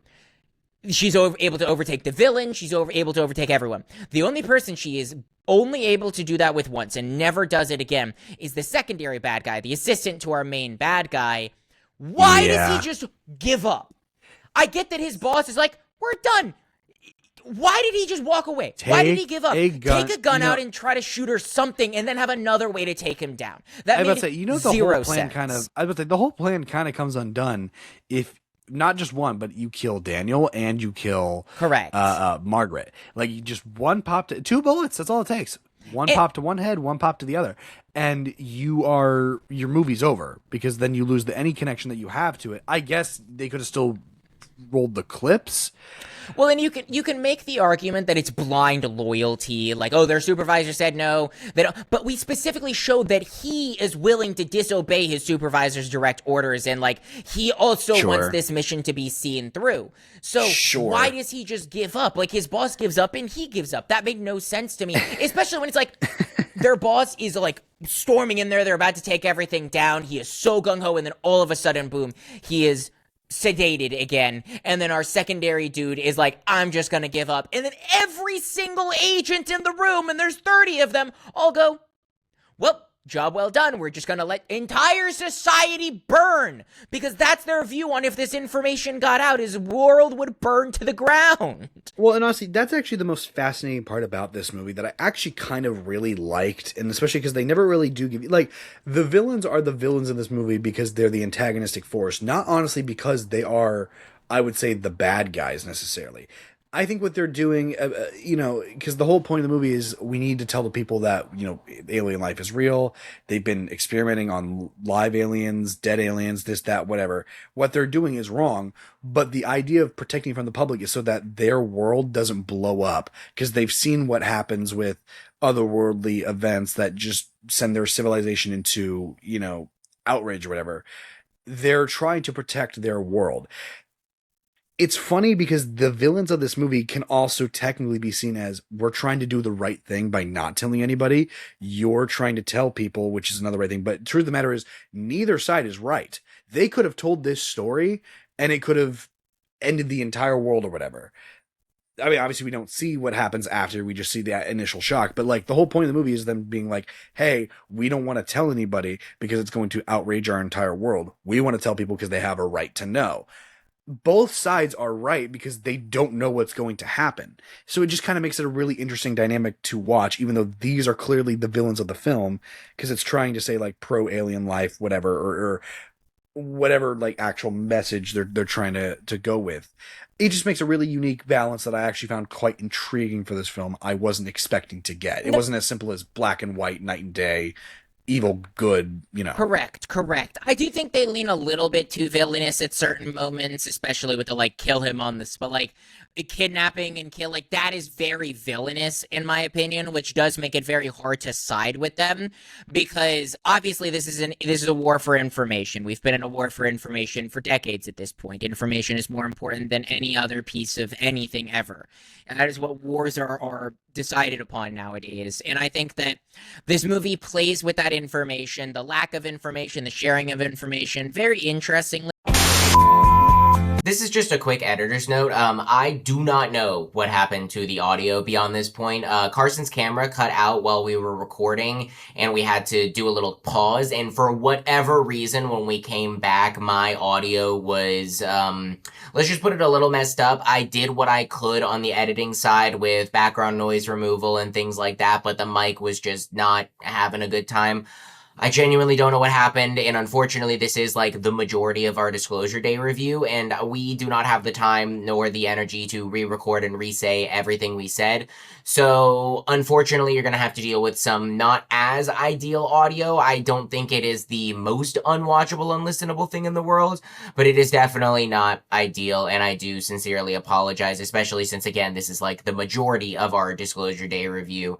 But yeah, I'll let you get back to the episode. You know, we moved over to a new software hoping to not have any technical issues, but Carson lives in the great state of Florida where his camera overheated. That's a first. It is hot in this room right now. It actually is. That's fair. I legitimately do not know where we left off. But we were talking about how this movie basically only serves to get to the end. And I think that is, again, characters making decisions that they would not have made. Why does our villain simply give up in the end? The mind powers only work on certain people, and I think that's just such a... I don't know. It took a lot of the compellingness. That was the only scene in the end that I did not like. Just have him pull out a gun, have someone stop him, have someone get hurt. I don't know. It just took all the weight out of that whole conflict. So it wasn't like the weight that got me. It was the fact that it seemed in the moment like it was like they explain. There's a lot of moments like this in this film. They explain that this is how something is, but it almost feels like it's a cop out to just keep the story chugging along with like zero cause or effect. So I get that they just kind of like said that this is how the standard is, but like it's used as what feels like a cop out and in a cheap out or whatever. I mean, there's a lot of moments like that in this movie that feel like that, but that's kind of how I felt with that moment at the very least. It was like, oh, okay. And I think the biggest example as to why I have a problem with that is because one of the biggest action sequences in this movie, if you can call it that, is the car chase with the train. Yeah. This guy is basically disobeying orders. He's told not to chase them down, basically. He's going to chase them down. He's shooting at them on a moving train. He's trying to ram them into a train with his car. Like, he is going after them. But then the second he has an opportunity, she's right in front of him. He could kill her without any consequences because that would end the conflict. He doesn't. He's willing to shoot at them on a moving train, but the second he comes face to face with them, his supervisor sits down and does nothing, and he just gives up. Well, that makes no sense. Because unfortunately, we have to have a conclusion to this movie, and if you kill the main lady, we're not going to have a conclusion for another like 5 hours. Again, I'm not saying he needs to kill her. I'm saying he needs to do something other than give up after zero pushback, by the way. He needs to do something. Anything, please. Yeah, and that's just like the example of like, and one thing that I will admit I thought was interesting at the start of this movie, Disclosure Day plays with the lack thereof information, interestingly in the beginning, where you think, oh, well, this movie is going to play with what is reality, what is perspective, what is opinion, all of that, and I thought that was going to be a lot of the major conflicts of this movie. Then I would say about 25%, maybe 30% of the way through the movie, they just show us the aliens. I was expecting that to be a big end of the movie crescendo, not even halfway through the movie crescendo. And that's when that information war kind of, I don't want to say falls apart for me. It creates some interesting conflict, especially in the girlfriend, where she has to. I'll get into this later, but her whole religious thing, I think they play with religion very interestingly, and I definitely want to give kudos to the movie on that. But I think in terms of information wars, it seems like they were setting up something very interesting where the information is going to be left up to interpretation and the lack thereof for a while. And that is why characters are not telling us certain things. And that's why we don't know certain pieces of information. But then when they give us that big key piece of information about 30% of the way through the movie, and then there is still by the end of the movie so many unexplained things that now don't seem like they're purposefully not informing us on this because we're going to find out it later. And it's just turned into, no, the movie just didn't care to tell us about this. Like, that's where certain things kind of start to fall apart in even the beginning of the movie that I originally thought was going to be more interesting. Sure. Yeah, I can agree with you. I think that this, I want to touch on this, because this is just kind of what I said in my initial thoughts, and you probably are going to disagree with me on this. I do feel like there's a lot of roles in this film that you could recast with other people. I'm glad that the people who were there played the roles they did a good job, but they're very interchangeable with other characters. Wyatt Russell is a big case in point for this. He's just kind of there. He does a good job, but you could have replaced him with and that goes Tom Holland, and that it still would have given the same effect, you know? That goes back to a debate we've had many times on this podcast that I will never agree with you on, is I don't care what actor, I don't care that you're a big name, I don't care that you're a small name, I don't care that it's Wyatt Russell. If the actor is in the movie, they're in the movie. Like, I've never cared about that in a movie. If Matt Damon's in a movie and he does a good job, if Matt Damon's in a movie and he doesn't do a good job, like, I have never cared about that type of thing other than Jared Leto. I've never really found myself like looking at like, oh wow, Wyatt Russell's in this movie and they didn't give him an Oscar-worthy performance. Like, I don't care. It's Wyatt Russell. He's in this movie and he does a good job. Like, that's all that matters to me personally. Sure, yeah, I get that. That makes sense. I don't know. It's just kind of it's a thing with me. I know it's only probably going to be a thing with me. It's just kind of how I feel. I know that you don't care about it, and I'm sure a lot of people aren't going to care about it. It's just something with me where it's like, if you cast an actor in your film that's as big as X person, it just makes me go, well, I mean, it's not about the size of the role that they're in. It's the fact that anybody could play it. I think is where I'm more hounded on. That's which, again, what doesn't matter to me. Like, yes, that is the definition of any, like, very, very few characters are ever written for a specific person in mind. There are examples where characters are very specifically written for one person in mind, and only that one person could play that character, but that's very few and far between, which is why, like, I've never understood the argument of, like, oh, anyone could play this role. It's like, yeah, in fact, that's how characters work most of the time. I don't know. That's just my perspective on that. I don't know. It's the way I look at it. It's the way my brain's developed about it. I think the script's good. It's really hard to talk about this film because, like, my initial thought really, I do feel like sums this film up a lot, which is just that everything's so one-noted generic. Like, there's a lot of great things that build towards an emotional finale. Again, the last 20, 30 minutes of this film are what makes this movie as good as it is. Otherwise, it would just be a swept under the rug, okay film, but that's what makes it as good as it is the fact that the last few minutes of this film are that emotionally satisfying. And I'm going to use this comparison. It's a horrible comparison. I know you're not as high on it as I am. Once Upon a Time in Hollywood is one of my favorite films of all time. I love that film. That whole film is almost like it's a one act, third act movie. Like, there's no middle act. It's all 2 hours of setup and then 30 minutes of payoff. And it's really damn good. I love that about that film. I think it works great. Here, it's kind of the same thing. There is definitely a first, second, third act in this film more so than the constant setup. But even in the second act, there's things that build upon that lead to this emotionally satisfying ending that make it so good. But like, there's nothing to really like. Everything in this film is just so basic in a lot of ways. And I think one thing that we haven't touched on as much, but I think is very much a cornerstone of that genericness is Disclosure Day has a huge pacing problem. This movie Yes. starts out so, like, punchy. We start out in the wrestling match, and to be honest, I was a little confused. Oh I was my like, what are we God. doing here? This is not, this is not how I thought this movie was going to go. And then there's just nonstop go, go, go, go, go.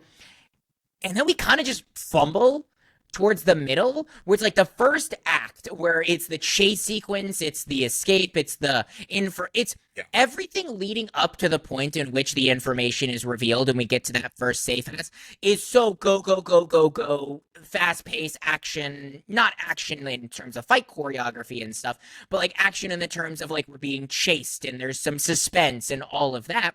Then the information is revealed, and I feel like everything past that, they kind of lose that sense of chase because they get found like twice and nothing happens, and you kind of go, okay, why am I like, what are we doing here? Like, you're kind of taking the weight out of this whole situation, like something feels off here. And then we get to that third act, and that third act from getting to the TV sequence to the TV station and onward is so just kind of like almost like, I know it's not, but it feels like a one shot. It feels like a in real time as events are unfolding. There, a good portion of it is a one shot.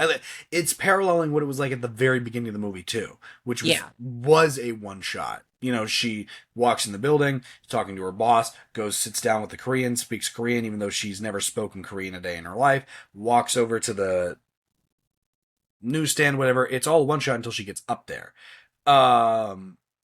Actually, it might even still be a one shot until she starts speaking the alien language, which, fun fact, I was just told this before we got on the pod. Did you know that she worked with like a vocal coach and whatnot? That's actually like Emily Blunt is what inspired the language for the alien for this film.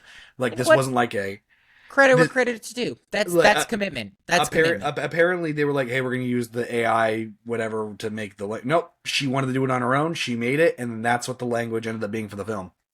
Yeah, keep AI out of my movies. Credit where credit is due. Like, I just think that's a cool tidbit to find out. Thank you, John Universal, for letting me know that information. Appreciate it.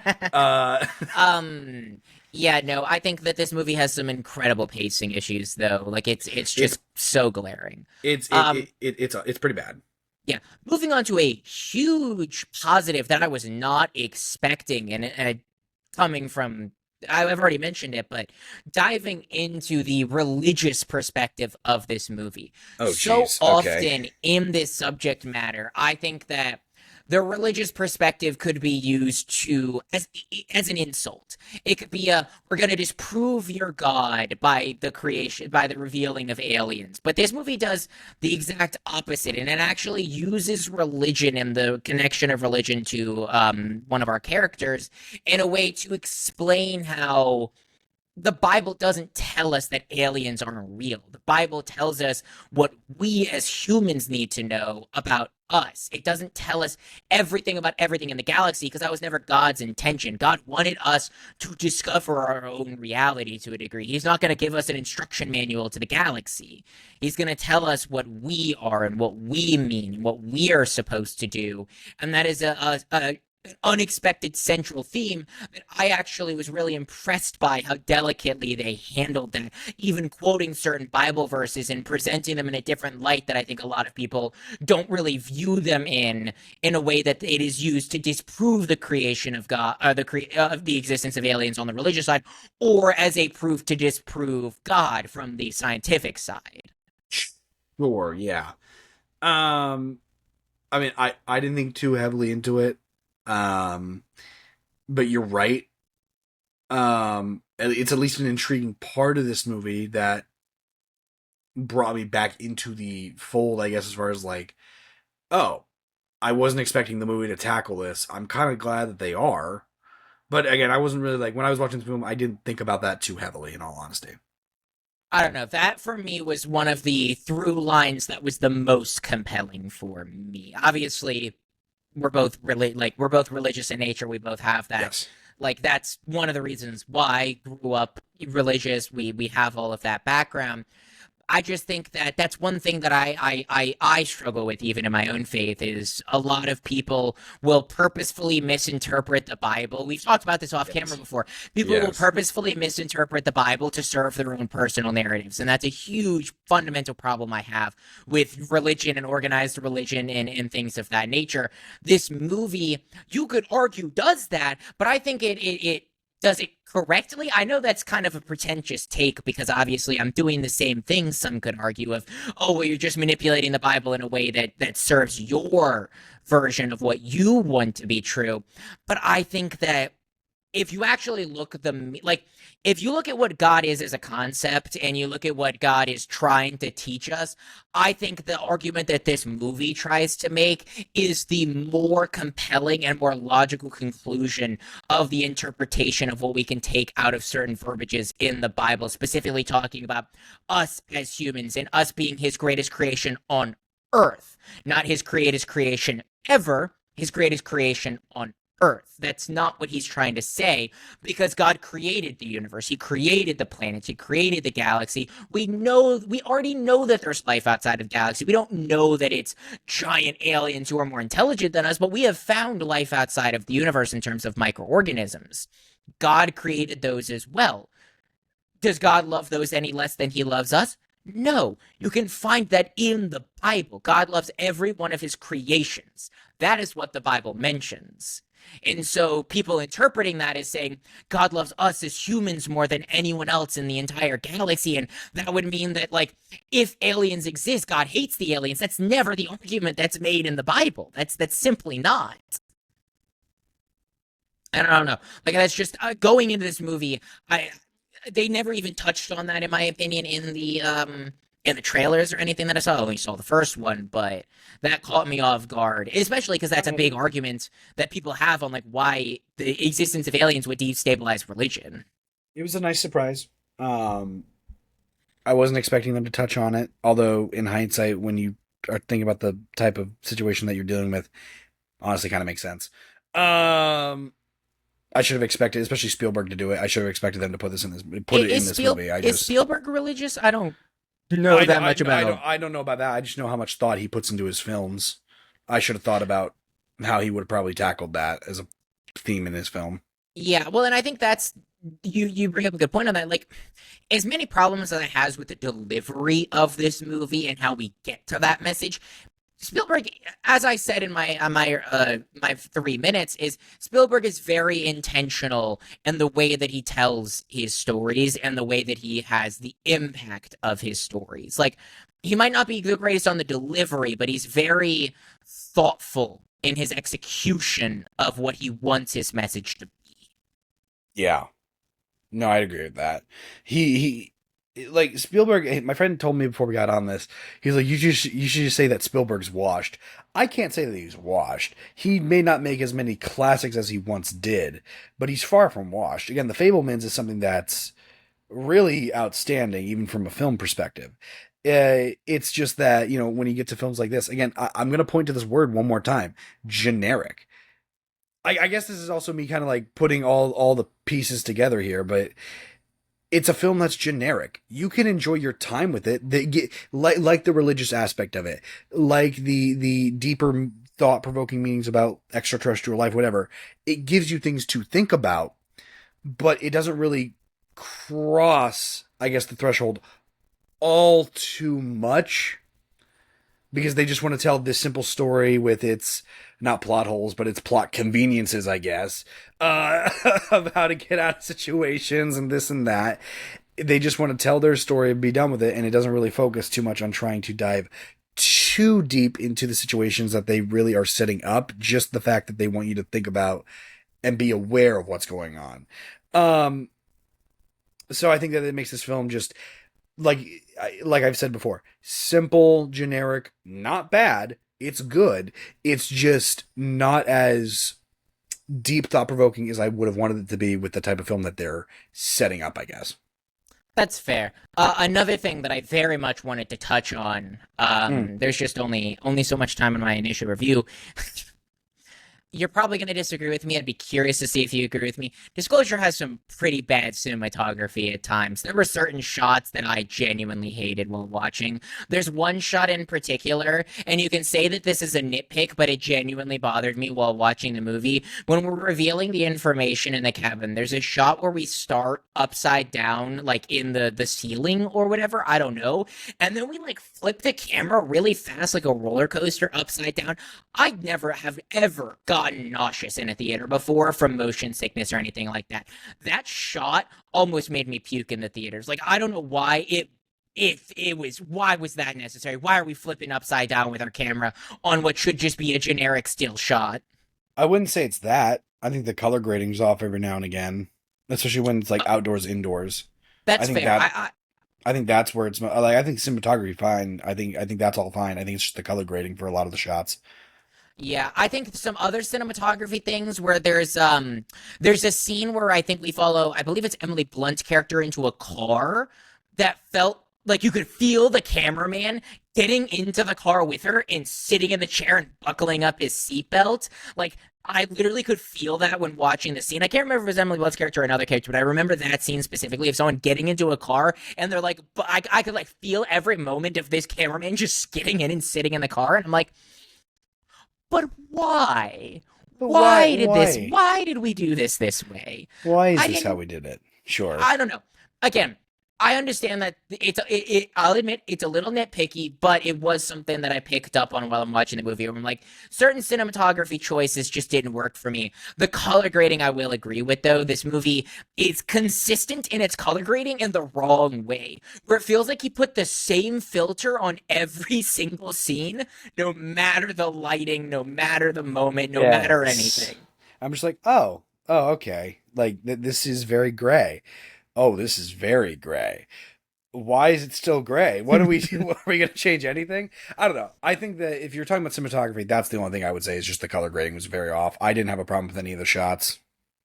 Yeah. Well, because even like the Cardinals don't feel as like I think the Cardinals are the most vibrant, and maybe that's purposeful. It's for them to like stand out. But at the same time, like you'd mentioned, and we can cover this now, the CGI is pretty bad. It's very limited, but it's very bad when utilized. Now, I noticed that in the trailer, the animals in the trailer didn't look good, but it's always difficult to judge a movie based on the visual effects in a trailer because it's always universally accepted that the VFX in a trailer are typically incomplete. But I think in this movie, particularly, the animals in the movie looked it's kind of back to like Masters of the Universe from last week, where like I had a problem with that forest chase sequence, and I felt like I could see the problems in the trailer, expecting them to fix them in the actual movie, and they clearly didn't. I feel the same way about the animals in Disclosure Day. Yeah, I think that the CGI is just bad when it comes to the animals. I think it's really bad. It looked good in the news, room, I guess videos and whatnot. I thought those were pretty well done, but Well, I think unfortunately, all the aliens were practical. That's what enhanced the I aliens. couldn't tell you. I honestly have no idea. I'm Um, pretty sure that they were, because I feel like the reason that gives me the reason why I think this is because like the animals did not look good, the aliens did look good, and so if the CGI for the aliens was if the aliens were CGI, I would assume they would be the same quality as the animals, and they weren't. And I don't know, there was a practicality of it that felt real. Um, Maybe they were CGI, I don't know, but I just don't think that they were. sure, sure. I don't know. Again, I don't know. This is just a. It's fine. It, Yeah. I wanted more from Disclosure Day, but like I guess what we got is fine. Well, because I think another problem with that generic plot convenience aspect is like one thing we haven't talked about yet is like the core element of this movie is we have two chosen ones. We have two people that were chosen by the aliens to be one the conduit for the aliens and one the conduit for the people. That's like the core element of this is they're chosen by the aliens to be the conduits for them to interact with society and help fundamentally change society. That's interesting. why did we need chosen ones in this movie? That was definitely like when we kind of found out Just that like happens. I thought they were gonna go with like a oh, they're aliens in disguise and they don't know it situation. Like they were sent on a secret mission and they're aliens in disguise. Like genuinely, I thought that that's where they were going. And then they were like, oh, well, they're going on the abduction side and they were people that were abducted. But then they made it very clear that, like, no, they were chosen by the aliens to be They the came conduits. into I'm their like, homes and yeah, chose, right. like, Yeah. why? We never really established why. Maybe that's the reason is there is no why and they're just the people that they chose. But like that's again that goes back to they played with information in this first half of this movie in a way that I thought was interesting. And then I realized that they probably weren't just playing with information. It was just they weren't telling us certain things out of either neglect or choice in a way Yes. that like it's cool to not tell us things in the start of the movie. It's not cool to not tell us things in the second half of your movie. Yeah. Um. And I'm trying to like think of other things that I really want to say about this film. I don't have much. Like I it's sad because I wish I had more for a Spielberg film. I Yeah, this is do. a Steven Spielberg movie. Like we should be sitting here. I don't want to say Steven Spielberg has plenty of misses. Like he's not Oh yeah. Oh he's no no. He ain't perfect. Steven Spielberg has made some of the most incredible movies that we will ever see in our lifetime or filmmaking in general. But he's not a perfect filmmaker. He doesn't have a perfect. No filmmaker does, but I feel like that's something that's commonly overlooked with Steven Spielberg because the highs of Steven Spielberg are literally the highest of highs that filmmaking has to offer. Is it's kind of like Alex on the Escape Pod talked about this recently, where he voiced some concerns about the Odyssey and how he is becoming more and more concerned about the Odyssey because Christopher Nolan was basically given a blank check. Christopher Nolan has made some not great movies. Now, I would say he's probably made more consistently great movies than even a Steven Spielberg, but his highs are nowhere near Steven I don't. Spielberg's. I don't think that Nolan's made a bad movie. It's that he's made mid movies before. Like Yeah, I love me or hate me for saying this. I've always stood by this. Tenet is an extremely mid movie. I've never been overly high on it. If it went away tomorrow, I would have been completely fine with it. It's one of my least favorite Nolan films just because I think it's exceptionally mid, especially when you look at what Nolan has given us after and before then. I just that's how I feel about something like Tenet. Memento, I kind of feel the same way about, even though I know a lot of people do like Memento. I feel the same way about that film. Um, I'm trying to go through his like all of his, but Spielberg is the same way, like you said. Like there's a yeah. lot of films Well, like Hook is an extremely mid film. A lot of people do like that film, but it's extremely mid. There's a correct. lot to love about it, but it's certainly far from the best Spielberg movie. Correct. Well, and again, I think that's where it gets into where it's a very difficult balance where we have to understand that filmmakers are not perfect. And that's where it's like with Steven Spielberg, he because he's made some of the best films of our time, the expectation is that every Steven Spielberg movie is going to be the best movie that you've ever seen. Unfortunately, that is just not the case.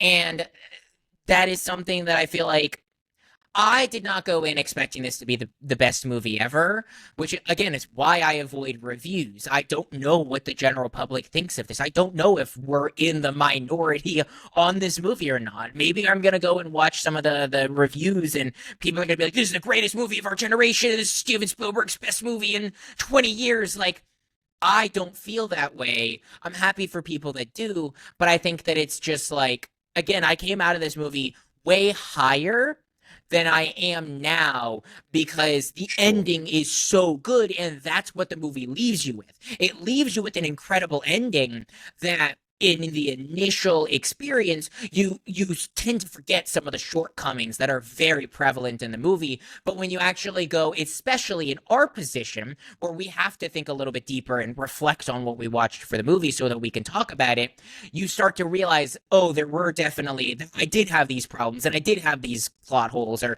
conveniences or whatever. And the ending does make up for this, but doesn't make up for this. And that's just like kind of where I left this movie now, as opposed Yeah. to where I left the movie walking out of it.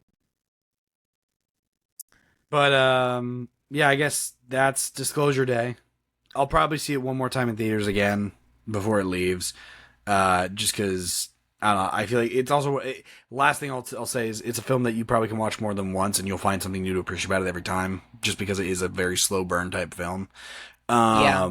I would be interested to rewatch this movie. I'll be honest, I'd probably rather rewatch The Furious just because of how much fun I had. But I think Disclosure Day would be a better rewatch, if that makes sense. No, that makes perfect sense. I get that. Docket next week. Is it Toy Story next week? It is Toy Story 5, Carson. We have initial reviews have come out. We both have not seen them. We're both going to avoid them as we try to do. We have a new Toy Story movie, Carson. That's fucking insane. That's insane. We have a new Toy Story movie to review. So thrilled. And I'm going to be honest. For another Toy Story movie. I'm going to be honest with you, Carson. We have a second movie to review next week. Do you know what that movie is? Is it? No, it's not Robin Hood. Robin Hood. It is. It's Death of Robin. Oh, it is Robin Hood. Oh, nice. I'm going to say this. I am so much more excited for Robin Hood than I am for Toy Story 5. I am I'm just too. Gonna put that out there. I don't think I think there's a lot of people who probably agree with you on that. Even if you don't know, that it's coming out. When you hear anything other than Toy Story 5, it's probably more exciting. I'm just going to be completely honest. Yeah, I think that Toy Story 5. Here's the thing. Toy Story 5 actually has potential to be a good movie. I think it has zero potential to blow me away. I think that Toy Story 5 has... Say that I'm fucking myself with my expectations all you want. I don't think Toy Story 5 has the potential to blow me away. It simply does not. Mainly because 3 blew me away and was a perfect ending, and I think Toy Story is in conversation for one of the best trilogies of all time. I genuinely believe that. Unfortunately, it's no longer a trilogy, and I think 4 is a good movie. I am expecting Toy Story 4 to be as good as the 4th movie. The problem is, I think we've even talked about this either on or off camera before. We both agree Toy Story 4 is not a bad movie. It's just one of the most unnecessary movies of all time. I think Toy Story becomes not great. This is the controversial take. I actually think Toy Story 4 is as close to perfect as a follow-up to Toy Story 3 and a continuation as it can be. I think it's great. It's fantastic. At least 99% out of 100 for me when it comes to Toy Story 4. I'm a very high Toy Story 4 type person. But it's so unnecessary that, I acknowledge that this doesn't need to exist. Yeah. And Toy Story 5 just has not done anything for me with the trailers, marketing, any of it. So correct. But what my point was, Toy Story has no potential to blow me away. I have zero expectations for the Death of Robin Hood. That movie has the potential, because I have no expectations for it, to impress me. And if it's just a good movie, it's not going to be as disappointing as if Toy Story isn't as high of a high. So that's where I kind of am coming into both of those movies. But it'll definitely be interesting. And I think we're actually wrapping this up at a pretty perfect time, because my friend had mentioned picking up at 12:30. I told him 1, but I do need to get ready. So spoiler alert, it's 12:30 on the dot right now. So we'll be wrapping this up. But we'll look forward to that next week. We're currently on this week. Any final words, final thoughts, regards? Yeah, I had a fun time in theaters this week. Yeah, again, nothing bad. Yeah, it was not Scary Movie 6. Yes, correct. This was, I will say, this was a better week than last week. As much as I enjoyed Masters of the Universe, at least I didn't have to watch Scary Movie 6. I'll take anything over Scary Movie 6. God, the TikTok comments fucking hated us for our reviews. It was kind of funny. It's okay to be wrong. Correct. And we're not the ones that are wrong. Yeah, exactly. But ladies and gentlemen, boys and girls, this has been another episode of the Nerdy Nimrods podcast, the only podcast in the world where your 2 favorite Nimrods talk all things nerdy. If you like what you heard, if you like what you saw, give us a like, give us a follow. You can find us on all social media and streaming platforms under @NerdyNimrods. Brandon on social media likes to post a lot of nerd fun content, whether it's related to what we're talking about this week or anime content. You can go check him out over there. It's a lot of fun.